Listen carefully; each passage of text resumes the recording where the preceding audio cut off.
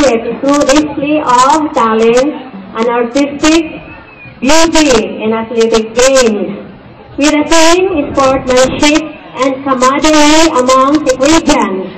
And now, by the virtue vested on me by the Department of Education, I formally open the intramural school year 2009-2010. Congratulations and good luck.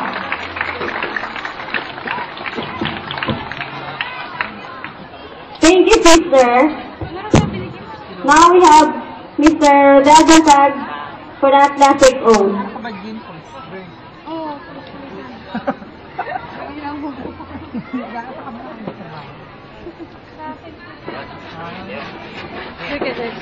Guarantee our right hand and repeat after me.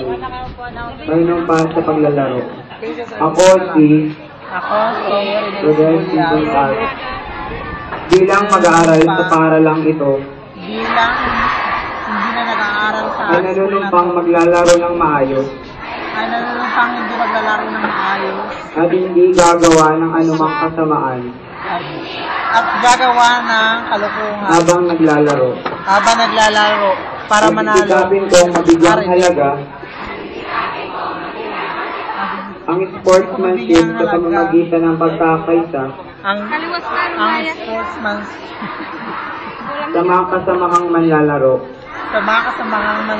at marunong tumanggap ng pagtatalo. Yung iba mga pikon.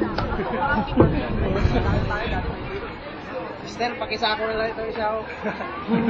Congratulations, athletes, hope that you play fair and live with the spirit of sportsmanship.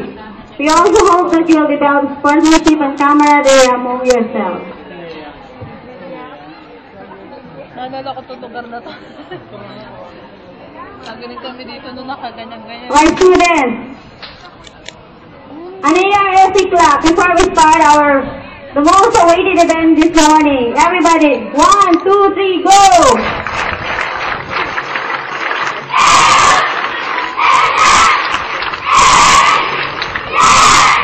Okay, thank you very much. Okay, to give us an excitement, lead and witness our band and Larry Corps to perform their exhibition. Dito parang nalulula na. Kindly clear the area.